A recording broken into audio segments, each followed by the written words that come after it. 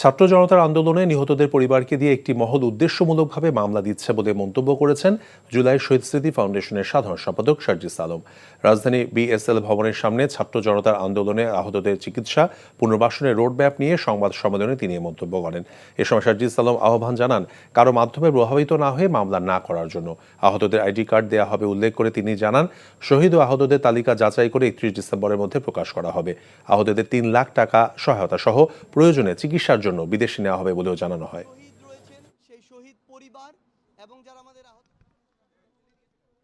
একটি নির্দিষ্ট গোষ্ঠী বা কোনো রাজনৈতিক দলের কিছু ব্যক্তিবর্গ শহীদ পরিবারকে কিছুটা বাধ্য করে কিংবা বিভিন্নভাবে প্ররোচিত করে তাদেরকে দিয়ে মামলা দেওয়ানোর ব্যবস্থা করছেন। আমার যারা শহীদ পরিবার রয়েছেন তাদের উদ্দেশ্যে বলতে চাই, অনুগ্রহ করে কারো প্রভাবে যেন প্রভাবিত না হয়ে কোনো মামলা না হয়।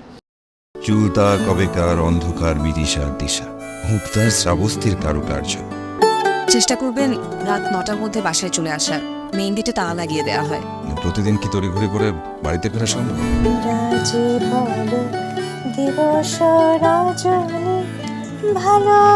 একটা কথা বলতে চাই, তুমি ভীষণ সুন্দর গান করে।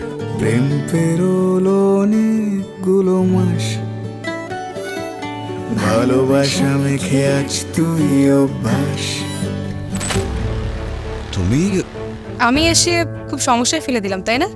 আসলে গাছ আর সম্পর্ক দুটোই একই রকম, জীবন্ত রাখতে হলে যত্ন নিতে হয়। ভালোবাসার বিষয়টা আপেক্ষিক, এক একজনের কাছে এক এক রকম।